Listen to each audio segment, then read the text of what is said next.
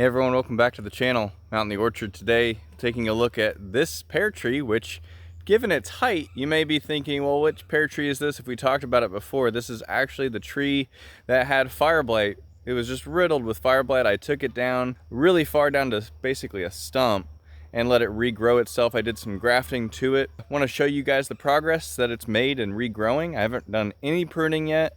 And I came out here just to look for more Fireblight, so we'll see if we find some, see how well this is going, and just give you guys an update.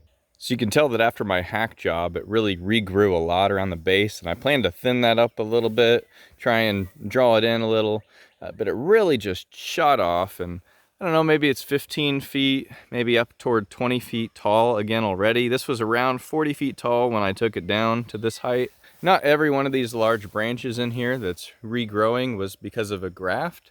There are a few that are grafted and a few that were just shooting off from the side here. You can kind of see the difference here. So this is one that was grafted in, but then over here, this giant one coming off to the side that really is a major trunk piece now.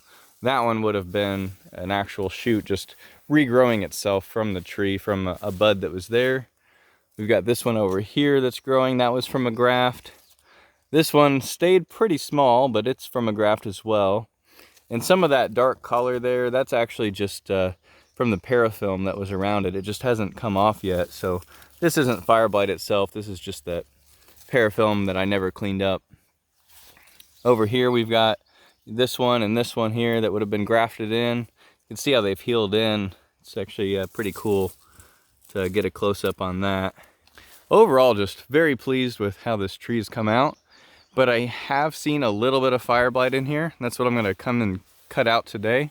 It doesn't seem to be a systemic thing. It doesn't seem to be coming anywhere from the main trunk, so I think I did cut out enough there, but we see it at the tips of some of these branches. So I've got one right here, and you can see how it's really just kind of, it looks like it's been charred by fire, the tip of the branch here. So that one's got some of that. There is one in here, pretty large piece right there you can see it's coming down. So I'm gonna get that off at the base of that branch there, and that should help there. Just a few spots, a few small ones. Here's another small one. You gotta kind of be looking for these to find them because there's just not a lot here, where before it was really just taking the tree over. So if I can cut these out, then I can prevent some further infection. We have not had hardly any rain this spring, so reinfection hasn't really been happening. But just a few little spots here that I'm gonna go ahead and cut out. I'm gonna get those put into this. Got the backing here for my trailer so I don't leak any out the back, but I'm just gonna be filling up this with anything I find infected from this tree and from other trees. I've seen some of these other pear trees out here are definitely suffering. So here's a really, well, bad example or good example, depending on why you're here, right? But you can see a lot of damage here on this tree, a lot of infection. This is a multi-grafted tree, and it has just one European variety, and you can see it's just all over the European part of this tree. But then over here with a lot of the Asian pears, you can kind of see that more circular form that these are taking. It really doesn't seem to affect them nearly as much.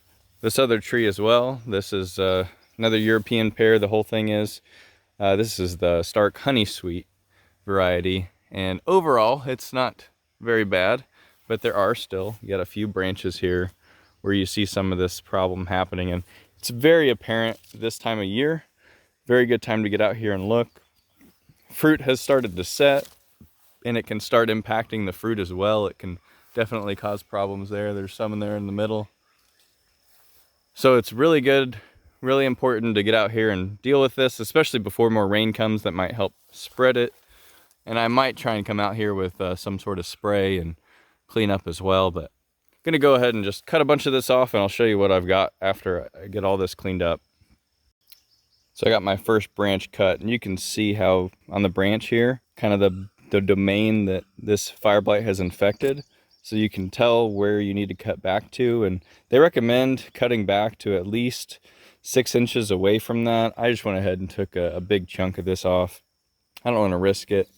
And think about it too, when you're taking these off, like a piece of fruit like this that's past that, chances are it's going to get infected itself, or the rest of the branch up until it is going to get infected. That's not going to lead to a mature piece of fruit anyway. So try to fight off that tendency to try and save every piece of fruit, because that piece of fruit's going to be ruined a lot sooner than it will ever have reached maturity. So it's not worth saving by any means. It's going to just impact the future crops. Here's probably the worst example. This is actually a sucker that was coming off of one of the pear trees, and you can see the discoloration starts here, and just awful nasty. Another reason not to let too many suckers remain around the tree, and keep those trimmed up, then you don't have to worry about infection from things you're not even intending to grow or to save. Another couple bad pieces over here. You can see how this, just the whole branch here, quite a ways up, was bad, and there's the last leaves you can see. And of course, if these leaves fall, then you got risk of reinfection from that. So real important to get this stuff cleaned up. And obviously you see a lot of green in here, and that's because I'm just taking so much extra and doing a little pruning on the side as well, just for the overall shape of the tree. All right, well, I finished hacking away at it for today. It's getting kind of late, so it's going to be harder to film. And I really didn't intend to clean up the congestion too much, other than getting Fireblight out of here. As I said, it's been very dry, so some of this won't spread nearly as bad until we get some wetter weather. Plan to keep an eye on it all summer. Every few weeks when I'm out here, have my pruners, get anything off that I might find, and keep it clean. But overall, very pleased with how this has turned out, and looks like we're going to have some fruit on it this year as well, so that'll be fun to get to taste it again. It's been a few years since I did that work on it, and just excited to see this tree come back to life. And really, without the Fireblight, without even as much as some of these neighboring trees had, where I cleaned out those large suckers, was from this tree here, the honey sweet. But you just got to keep up with it once you've got it infected, and hopefully in a few years, if I can stay caught up with it, then I'll find that I really eradicate it, because once it doesn't have anywhere to live and you take it out, shouldn't have to deal with it unless in a just kind of minor nuisance level. But it shouldn't take out any more trees if we keep it at bay.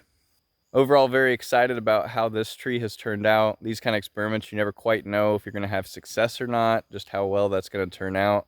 But super excited with how this went. If you want to see some of the other projects we got going on the property here, be sure to check out this video next. Thanks for watching.